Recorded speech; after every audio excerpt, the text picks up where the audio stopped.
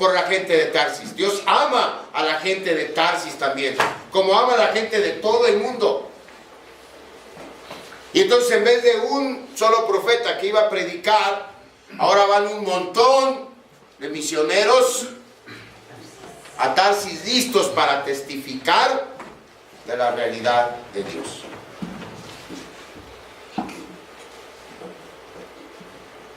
Vemos cómo Dios actúa siempre de manera sabia, de manera correcta, aunque de momento no entendamos el porqué de las cosas. Y aquí la historia toma un giro sorprendente. Los paganos ahora adoran a Dios, mientras el profeta rebelde se hunde en medio del océano. En este punto, Jonás pensaba que nada peor le podía pasar y esperaba su muerte, resignado a lo que según él sería el pago que Dios le daría a su desobediencia. Seguramente eso pensaba Jonás, mientras se hundía y se hundía y se hundía en medio del océano.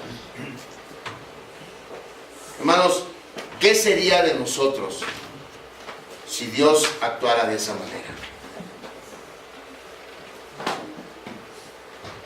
Si Él nos abandonara a nuestra suerte cuando nosotros somos rebeldes a Él.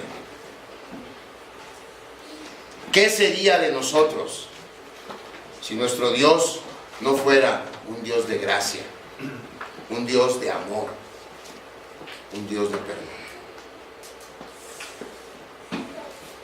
Pero lo es.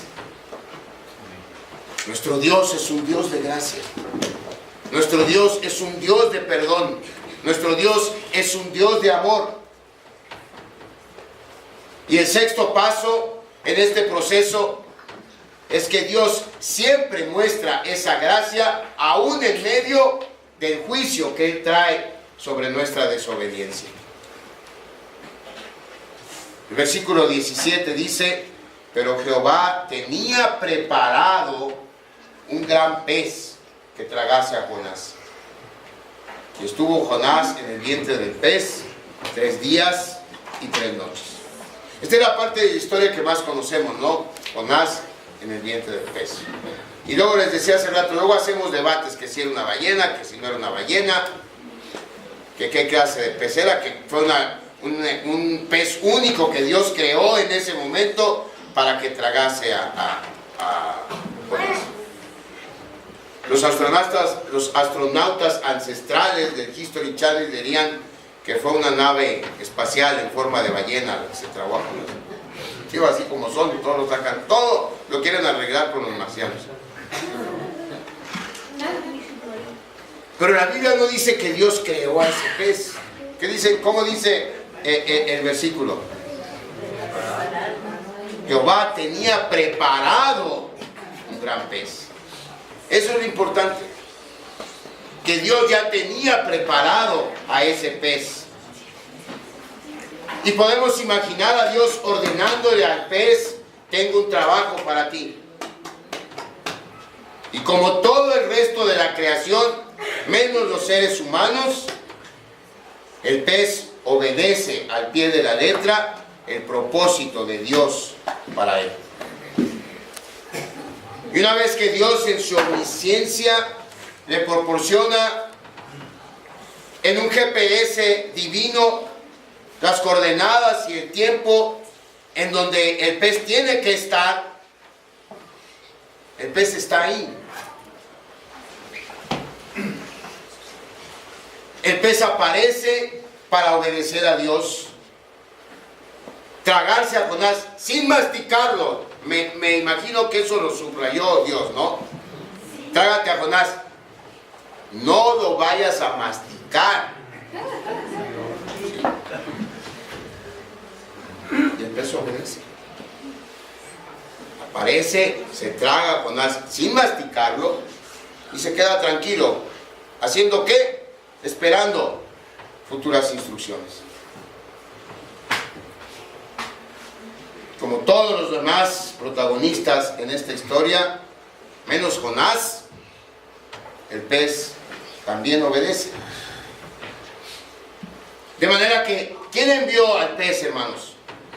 La misma persona que permitió que hubiera un barco para Tarsis, cuando ya dijimos era muy difícil que un barco saliera para Tarsis, porque no era un lugar cerca de Jope en donde estaba Jonás.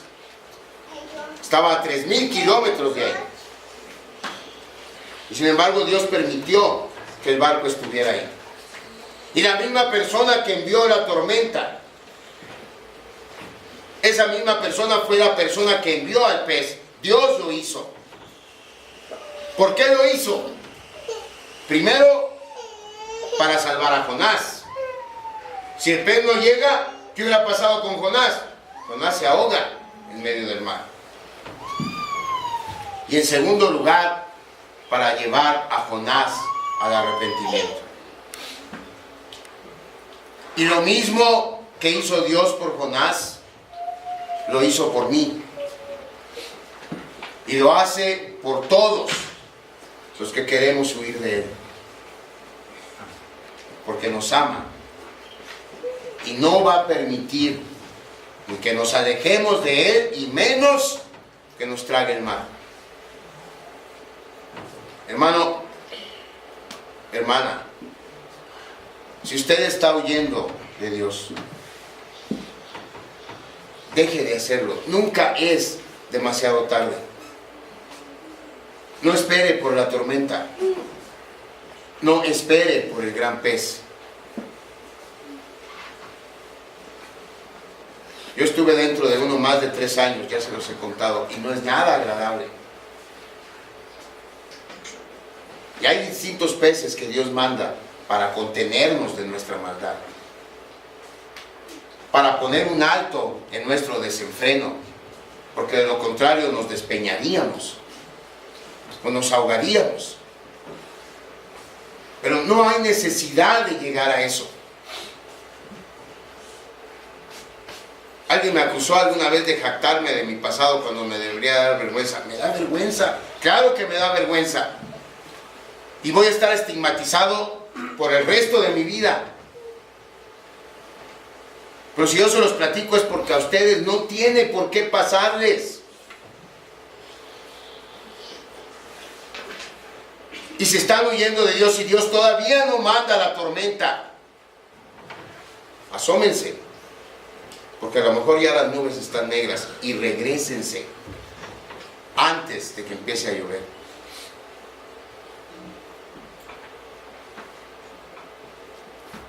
Y para quienes tenemos personas que amamos, que están huyendo de Dios, hermanos, no podemos dejar de confiar en la gracia y en el amor de Dios. Hay que confiar. ¿Y sabe lo que hay que hacer mientras oramos por ellos y le pedimos a Dios por ellos? Lo que hizo el papá del hijo pródigo. Empieza a engordar un becerro, porque un día lo va a necesitar para celebrar cuando su hijo pródigo regrese a hogar. Porque lo hará. Porque Dios sabe exactamente dónde están nuestros pródigos.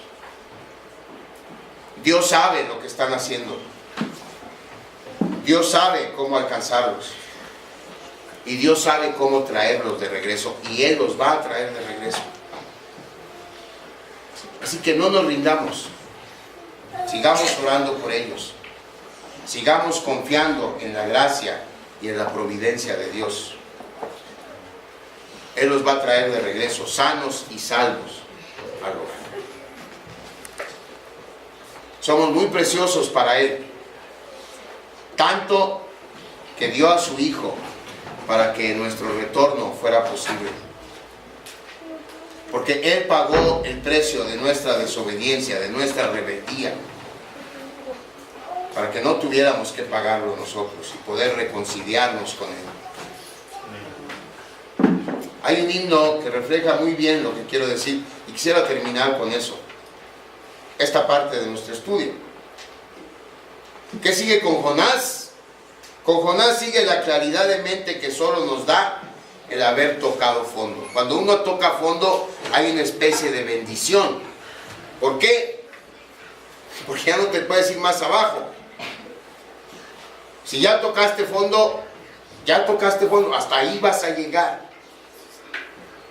Y hay esa cierta libertad y esa cierta bendición de decir, bueno, ya estoy aquí, pero todavía estoy. Y entonces Dios le da a uno esa claridad de mente que lo hace reflexionar. Eso sigue con Jonás, y eso lo vamos a ver la semana próxima, si Dios quiere. Mientras les decía, quiero terminar leyendo un himno de nuestros himnarios, el 282. Si tienen su himnario, sígalo con su vista. Si no, escuche las estrofas de este himno. Dice: mi Salvador en su bondad al mundo malo descendió, y de hondo abismo de maldad Él mi alma levantó. Seguridad me dio Jesús cuando su mano me tendió. Estando en sombra, a plena luz, en su bondad me levantó. Su voz constante resistí, aunque el amante me llamó, mas su palabra recibí y fiel me levantó. Tortura cruel sufrió por mí cuando la cruz él escaló. Tan solo así salvado fui y fiel me levantó. Que soy feliz, yo bien lo sé, con esta vida que él me dio, mas no comprendo aún por qué Jesús me levantó. ¿Por qué nos levantó? ¿Por qué nos sigue levantando cuando caemos? ¿Por qué nos sigue trayendo de regreso a Él cuando corremos? Porque nos ama. Empezamos este mensaje con esa ilustración de Spurgeon Jr. Cuando vamos y regresamos es muy fácil distraernos. Y a veces solo volteamos a ver esa estufa que nos gustó y que nos hizo alejarnos de Dios en primer lugar. Pero a veces vamos allá y nos soltamos y corremos. Y lo que Dios hace es: vente para acá, mijo. Vente para acá. Y Él siempre nos va a traer, por la sola razón del gran amor que nos tiene. Vamos a orar.